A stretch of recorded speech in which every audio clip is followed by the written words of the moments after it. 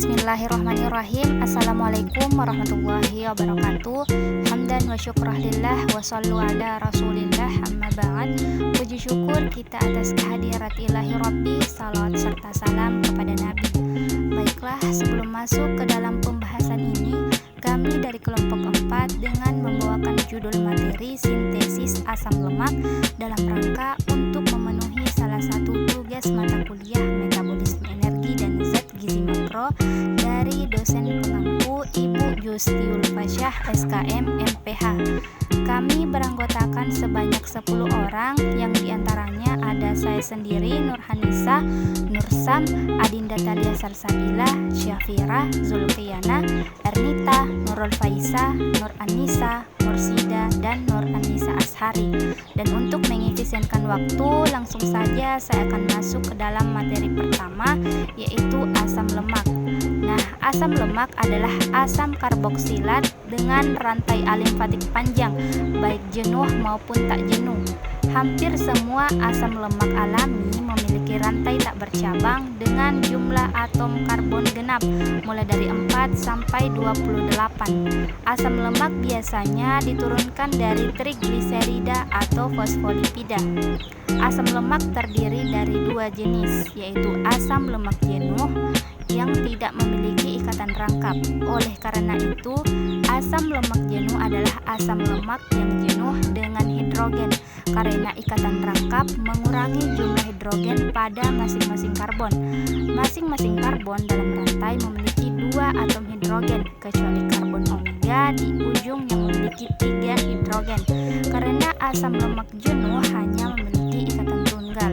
Kemudian jenis yang kedua ada asam lemak tak jenuh, memiliki 1 atau lebih ikatan rangkap antar atom karbon. Pasangan atom karbon yang terhubung melalui ikatan rangkap dapat dijenuhkan dengan adisi atom hidrogen, mengubah ikatan rangkap menjadi ikatan tunggal. Oleh karena itu, ikatan rangkap disebut tak jenuh. 2 atom karbon dalam rantai yang terikat di sebelah ikatan rangkap dapat membentuk konfigurasi cis atau trans. Kemudian, berdasarkan rantai asam lemak dikategorikan menjadi 4 macam juga. Yang pertama ada asam lemak rantai pendek atau short chain fatty acid atau SCFA, adalah asam lemak dengan ekor alifatik yang memiliki jumlah karbon 5 atau kurang, misalnya asam butirat. Yang kedua ada asam lemak rantai sedang atau medium chain fatty acid atau MCFA, adalah asam lemak dengan ekor alifatik yang memiliki jumlah karbon 6 sampai 12 yang dapat membentuk trigliserida rantai sedang. Baik, selanjutnya sintesis asam lemak. Sintesis asam lemak ini adalah pembentukan asam lemak dari asetil koenzim A dan NADPH. Proses ini terjadi di dalam sitoplasma, khususnya pada hati, jaringan adiposa, paru-paru, dan kelenjar mamai. Enzim yang bekerja sebagai katalis adalah kompleks enzim-enzim yang terdapat pada sitoplasma, sedangkan enzim pemecah adalah asam lemak terdapat pada mitokondria. Selanjutnya yaitu tahapan sintesis asam lemak. Tahapan sintesis asam lemak ini terbagi atas 3, yaitu yang pertama produksi asetil koenzim A dan NADPH. Kemudian yang kedua yaitu pembentukan malonyl koenzim A dari asetil koenzim A. Kemudian yang ketiga yaitu reaksi kompleks sintesis asam lemak. Nah, ini adalah gambar dari proses sintesis asam lemak yang terjadi di dalam tubuh. Glukosa ini merupakan sumber asetil koenzim A utama yang digunakan untuk sintesis asam lemak. Pertama, glukosa ini akan mengalami glikolisis dan kemudian menghasilkan pirufat.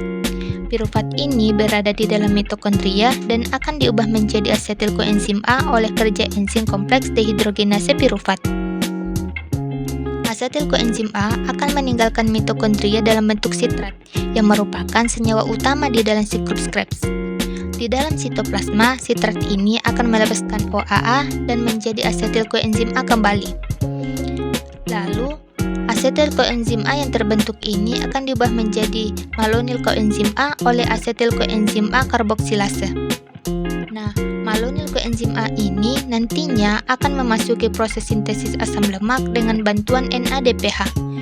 Tanpa adanya bantuan NADPH, proses sintesis lemak ini tidak akan terjadi.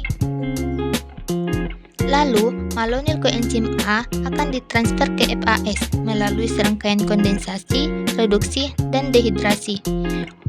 2 karbon malonyl koenzim A ditambahkan ke bagian hasil lemak yang umum di dalam FAS. Kemudian, FAS akan diisi ulang dengan gugus malonyl lain dan siklus akan terus berlanjut.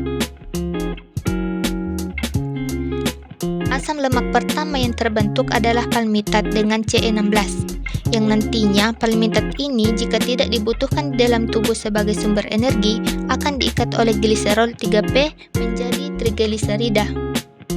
Dan TG ini akan ditransformasikan dengan bantuan VLDL melalui darah dan akan disimpan dalam bentuk hati atau jaringan adiposa.